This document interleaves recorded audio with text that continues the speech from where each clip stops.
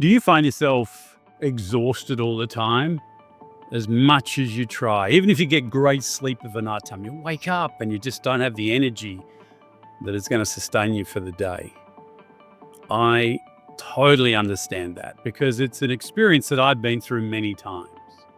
So as we shift gears this month, we move out of the personal leadership area and back into the professional leadership area, the area that is all about you getting results from your own efforts. I want to start by talking about the first shift, and an extremely important one, and that's around your performance. This is a shift that's taking you from high performance alone, where you're just constantly going and going and going, long hours without rest, believing that that's the way to get ahead. Hard work's going to get it done, to a more sustainable model of performance, where not only can you get things done, but you can get it done for longer. And this is the area that I find I'm doing most of my work in as I work with people all around the world, because burnout is so prevalent. Without having an understanding of why this is important, you'll neglect it, just like most people do. And the first thing we need to do is shift that mindset.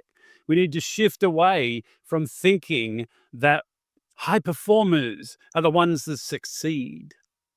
And we keep getting fed that. And it also works on that identity work that we've done. It feeds on that approval addiction, on that feeling of unworthiness and imposter syndrome and all the things we've talked about. The inability to set boundaries and to say yes and no appropriately. And if you have not been through any of that stuff that I have put out there, just go back and get that foundation built. So shift the mindset is step one.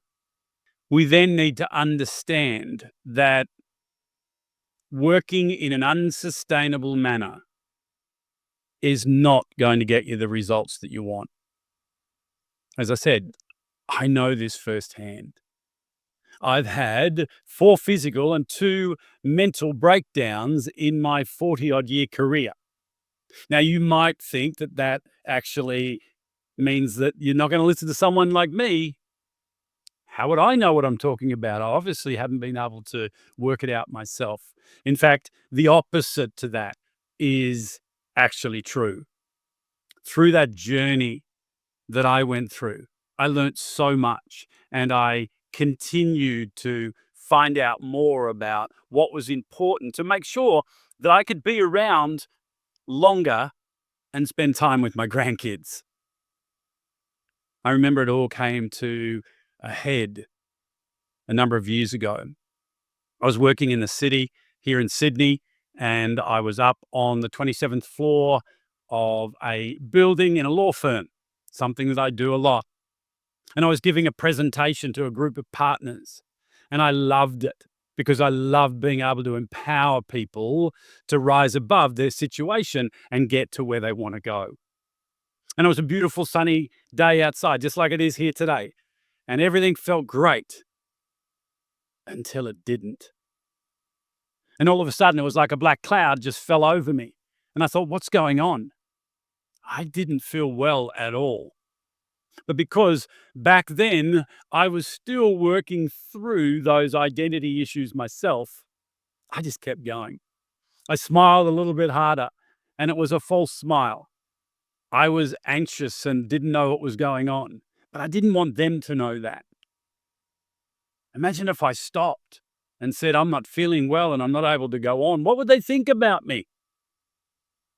That's where I was back then. So I kept going. I finished the presentation. Everyone loved it. We shook hands, and I walked over to the elevator and I got in. And as those elevator doors closed, with no one else in sight, I allowed myself to be vulnerable, and I went, what's going on here? Why am I feeling this way? Am I having a heart attack? Am I having a stroke? And I went, and as much as I tried to do the next appointment that I had, it was like I wasn't even there. And I literally said to this person, I've just got to go. And I got up and I just walked away. And I went home and went to the doctors and spent the next 6 months finding out what I didn't have wrong with me. And it was even more frustrating. So what I did is I went on a journey and I learnt the neurobiology behind what was going on for me. I became a neuroscience nerd, and not Dr. Google, real people who knew what they were talking about. And eventually, through a friend, I went to someone who was able to help me understand that I had adrenal fatigue, and a very serious stage of adrenal fatigue. And my adrenal glands were just depleted of cortisol because I was running on edge all the time.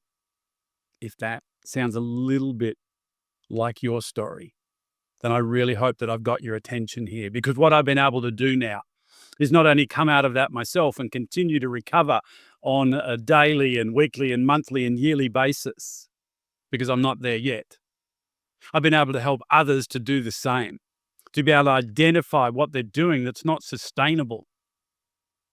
You see, what we think we need to do to get ahead and to please the people that we want to please is actually holding us back. So in this shift, there are 3 key areas that we're going to talk about.